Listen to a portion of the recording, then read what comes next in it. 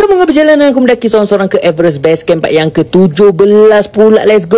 Okey, lepas aku trekking selama 7 jam daripada Kampung Deboche, alhamdulillah sampai sudah aku di checkpoint terakhir untuk hari ni, iaitu Kampung Ding Boche berketinggian 4,400. Sumpah tinggi sangat tau. Tengok ni, Allah, indah sekali pemandangan gunung-gunung di sini. Masya Allah, subhanallah. Ngapa pakcik ni pun termasuk indah sekali macam weh. Untuk malam ni aku akan bermalam di Ding Boche. Tengok ni, macam inilah cara orang-orang Nepal nak buat pagar rumah, susun satu-satu batu sampailah tinggi macam main game Tetris tau. Rasa-rasa kan apa perasaan dia kalau aku tolak sikit je berjatuh. Astagfirullah, jangan buat jahat goblok. Kampung Ding Boche ni juga banyak kedai-kedai runcit dengan kemudahan-kemudahan lain lah. Ada klinik kesihatan seluruh Malaysia juga ada kat sini. Siapa-siapa yang sakit boleh tinggal lah.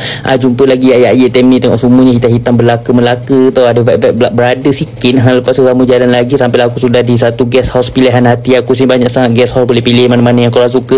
Terus aku minta bilik untuk menginap lah kat Brother ni. Alhamdulillah murah saja, harga RM500 satu malam. Suka sekali aku. Dan inilah keadaan bilik aku, besar sekali, hijau juga sekelilingnya, macam bilik tak gambar juga macam waik. Ada masa aku sampai kat kampung ni sebenarnya aku dah kena sakit AMS tau. Panjat AMS ni kalau korang nak tahu, Out Mountain System. Serius time ni aku punya kepala pening sesangat cok. Kat bahagian belakang ni macam nak pecah je. Lepas tu aku duduk baring makan ubat Panadol semua kan. Rehat sekejap lah di sini. Malam tu aku dinner makan spaghetti sos tomato. Sedap sekali cok, aku suka sesangat. Lepas tu duduk rehat panaskan badan dekat tabung masjid depan ni kan. Tapi aku time ni tidur awal disebabkan kepala aku sakit sesangat. Denyut-denyut, aku tak boleh tahan. Aku makan Panadol nak dekat satu papan, tak berkesan langsung goblok. Dan keesokan harinya kat sini aku masih stay tau satu hari lagi disebabkan aku masih tak kuat. And then aku rasa aku nak beraklimasi lah kat sini. Benda ni jadi mungkin disebabkan badan aku tak boleh nak sesuaikan diri atau terima ketinggian setinggi inilah. Sama juga nak terima kehadiran kamu di sini. Tapi cara aku berklimasi ni sebenarnya salah sesangat. Lepas aku minum je teh ni,